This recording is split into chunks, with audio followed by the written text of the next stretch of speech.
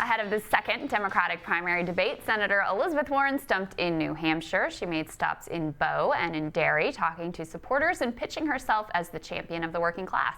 Tonight, Warren will share the stage with 9 other candidates, including her colleague and friend, Senator Bernie Sanders. Bernie and I have been friends forever, and certainly long before I ever got into politics of any kind.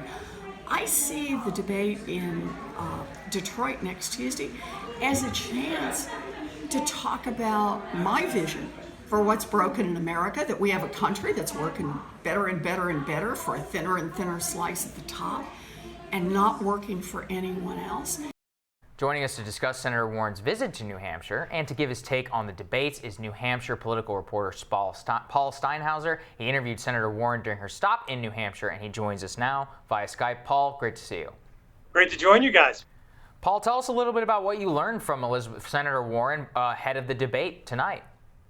Pretty clear that she will not be going on the attack, right? She no need. Her poll numbers are rising. She's now tied for second with Bernie Sanders in most national and local early voting state polls. Great fundraising. Really no need for her to go on the attack against Sanders. Remember, they'll be standing center stage, right in the middle. And on the flip side, there's really no reason for Sanders to go after Warren, because they're both pretty much on the same page. They're both very populist senators pushing progressive agendas. So I don't expect to see either of them going after each other. Warren, though, did have a message for some of the other rivals that'll be on the stage. Take a listen.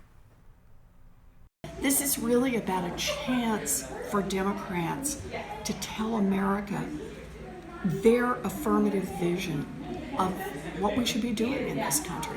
I don't think it's enough just to say not Trump. I think we need to come forward and say, here's how we see it, here's what we think is broken, and here's how we plan to fix it. Interesting message there from somebody who's put out a progressive policy almost every week, almost every day it seems sometimes. She's put out one after another. One more thing, guys.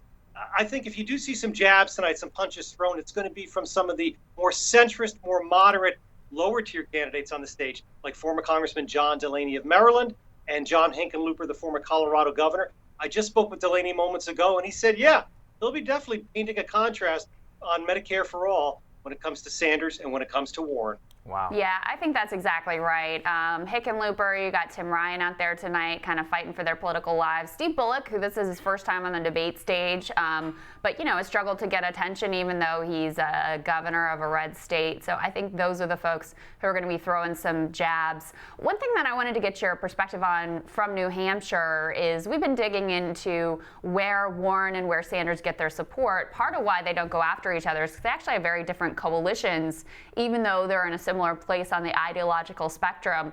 Who in New Hampshire specifically do you see responding to Elizabeth Warren's message? You're right. Warren's message is less, I guess it's fair to say, less populist and maybe a little bit more progressive. Her voters in New Hampshire are slightly different than Bernie Sanders, but there is some overlap. And when I interviewed her, it was at a house party in Bow, and it was an immigration attorney from the area who was hosting the event. Here's the interesting thing. He was a big Sanders supporter 4 years ago. This time around, he's with Warren. So yes, they are definitely, courting different voters, but there's plenty of overlap, and there will be plenty of friction. Maybe not tonight, but going forward, there will be. Mm-hmm. So, Paul, one of the things that I've heard from on the ground is that both Elizabeth Warren and Bernie Sanders are really just drawing massive crowds and support. This is contrasted, even though Joe Biden himself is, that the enthusiasm amongst the progressive base seems to match 2016 levels. Does that track with what you've seen? Yeah, we've seen some pretty big crowds for both Warren in her last trip here just the other day. For Sanders, when he does come up here, Pete Buttigieg has had some very large crowds, so has Kamala Harris. Here's the thing with Biden. He gets healthy crowds, maybe not as eye-popping numbers as some of the other candidates. But when it comes down to primary time next February, it's going to be a much larger Democratic electorate than what we're seeing right now with the activists. And also in New Hampshire and 23 other states, independents get to vote as well in the Democratic primary if they want. So I think that the electorate that we'll see in February is a little different than who's showing up right now at these campaign events. We should also mention, by the way, Paul covers the national campaign trail for Fox News. And from just the national perspective, who do you think has the most at stake in these debates? I think it's fair to say the lower tier candidates have a lot at stake. And Crystal, you mentioned that because why?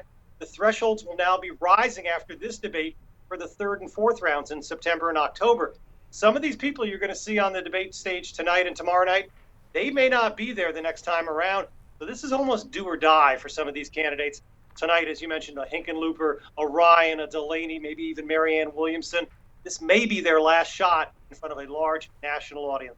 You know, I actually wanted to ask you about Marianne Williamson. I don't know if you read this piece by Matt Taibbi, his take on Iowa. And he said after watching her speak, he came away thinking, my God, this woman's going to be the nominee. He was that impressed with her and the way that the crowd responded to her. Are you seeing a similar dynamic in New Hampshire? Have you been to any of her events there on the ground?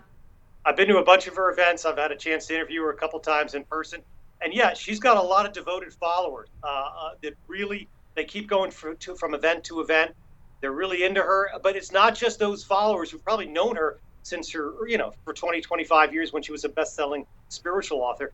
There's a lot of other progressive voters that when they finally get a chance to see her in New Hampshire, they say, wow, I was pretty impressed with her. So yes, there is some buzz around here, similar to the buzz we've seen with Andrew Yang in recent months. But is that going to be enough? We'll see. Yang has made the debate stage already, he says, for the third and fourth rounds. Williamson is struggling to get there. Yeah. So final question for you, Paul. What are the main, battle lines that we're going to see in the debate? Is it Medicare for all? Is it immigration? What can we expect? Yeah, I think Medicare for all. You'll see Warren and Sanders coming under attack from people like from Hickenlooper, maybe Ryan, Delaney for sure. I think immigration will be, of course, a big issue. We'll see if the president's comments from on Twitter attacking Congressman Cummings and Baltimore will come up as well. I wouldn't be surprised if they do. So, yeah, well, a lot of people say the big fireworks will come on the second night when we see Biden, Harris, and Booker all together. There should be a spirited debate tonight as well. Well, thank you so much, Paul. We appreciate it. Great to see you, Paul. Thanks. Coming up, Young Turks correspondent Emma Vigeland called Kamala Harris's Medicare for All plan, quote, shockingly bad. And does she think Senator Harris can defend it on the debate stage Wednesday? And Emma will give us her thoughts on that and a preview of tonight and tomorrow night's showdowns when Rising continues.